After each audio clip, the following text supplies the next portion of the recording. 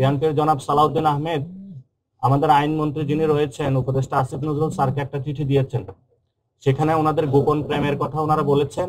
ইসির যে তালিকা লিস্টগুলো রয়েছে, যে প্রতীকগুলো নির্ধারণ করে থাকা তারা, সেটা সংশোধনের জন্য আমরা ফাইট করে যাচ্ছি। এখানে অযাচিত কিছু প্রতীক তারা আগে অ্যানলিস্ট করেছিল, ইতিমধ্যেই তারা বেগুন, খাটকলা এগুলা বাদ দিয়েছে এবং নতুন কিছু প্রতীক তারা অন্তর্ভুক্ত করেছে।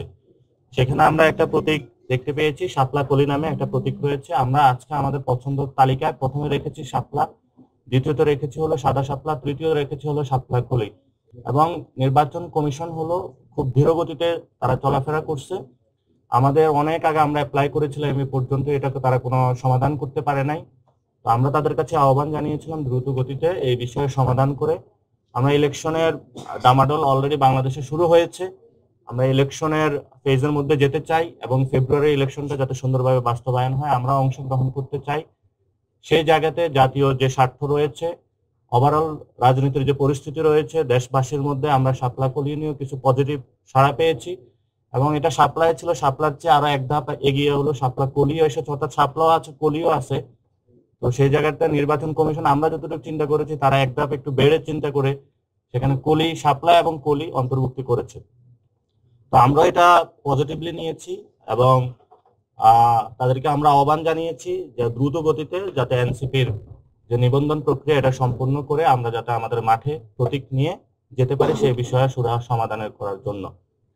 এবং আগামীতে ইনশাল্লাহ ধানের শীষ এবং সাতপাগুলির হাড্ডাহাড্ডি লড়াই হবে। এবং সেখানে আপনারা দেখেছেন যে ধানের শীষ এবং কলি দুইটার মধ্যে ইনশাল্লাহ হাড্ডাহাড্ডি লড়াই হবে। এবং বাংলাদেশকে যে বহুদলীয় গণতন্ত্র থেকে বের করে, যেটা 72 সালে পরে হয়েছিল, বাকশাল কায়েম করা হয়েছিল, বর্তমানে বহুদলীয় গণতন্ত্রের বিপরীতে গিয়ে বাংলাদেশে একটি দল একদলীয় গণতন্ত্রের নামে একদলীয় শাসন ব্যবস্থা করার প্রচেষ্টা চালাচ্ছে। এবং সেই প্রচেষ্টার অংশ হিসেবে তারা ইতিমধ্যে বিভিন্ন দলকে নিজেদের প্রতীক বিক্রি করার জন্য, নমিনেশন বাণিজ্য করার জন্য তারা ইলেকশন কমিশন সংস্কারের নীতিমালা নিয়ে যে উদ্যোগটা নিয়েছে, সে উদ্যোগের বিপরীতে গিয়ে সরকারের সাথে বিভিন্ন নেগোসিয়েশন, বোঝাপড়ার আন্ডারস্ট্যান্ডিং এর ভিত্তিতে যাচ্ছে। সেখানে আমরা নির্বাচন কমিশনকে বলছি, নির্বাচন যে কোনো দলের নির্বাচন প্রতীক কোনো নমিনেশন বাণিজ্যের প্রতীক হতে পারে না। কেউ টাকা পয়সা দিয়ে বিভিন্ন দল নিজেদের পকেটস্থ করার জন্য এই ধরনের বাংলাদেশে গণতন্ত্র বিরোধী কাজকর্ম থেকে সরে আসার জন্য যে সংস্কারের একটা কার্যক্রম এসেছে, এটাতে স্ট্রিক্ট থাকার জন্য আমরা নির্বাচন কমিশনকে আহ্বান জানিয়েছি। ইতিমধ্যে আপনারা শুনেছেন বিএনপির জনাব সালাউদ্দিন আহমেদ আমাদের আইনমন্ত্রী যিনি রয়েছেন উপদেষ্টা আসিফ নজরুল স্যারকে একটা চিঠি দিয়েছেন।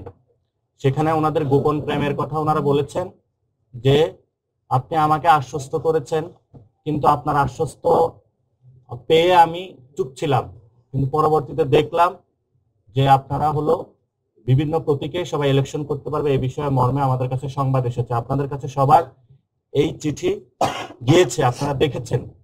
আমরা আইন মন্ত্রণালয় যিনি রয়েছেন এবং বিভিন্ন রাজনৈতিক দলে যারা ব্যক্তিবর্গ রয়েছেন, আপনাকে রাষ্ট্র হলো নিজেদের গোপন প্রেমের কারখানা বানাবেন না। এই জন্য আমরা তাদের কাছে আহ্বান জানাবো, যে কাজটা হলো আইন মন্ত্রণালয় থেকে হয়েছে, এটা বাংলাদেশে একটা নজিরবিহীন ঘটনা।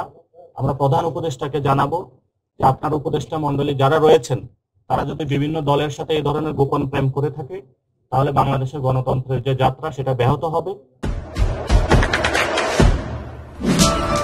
দেশে দেশে সবার সাথে দ্য নিউজ।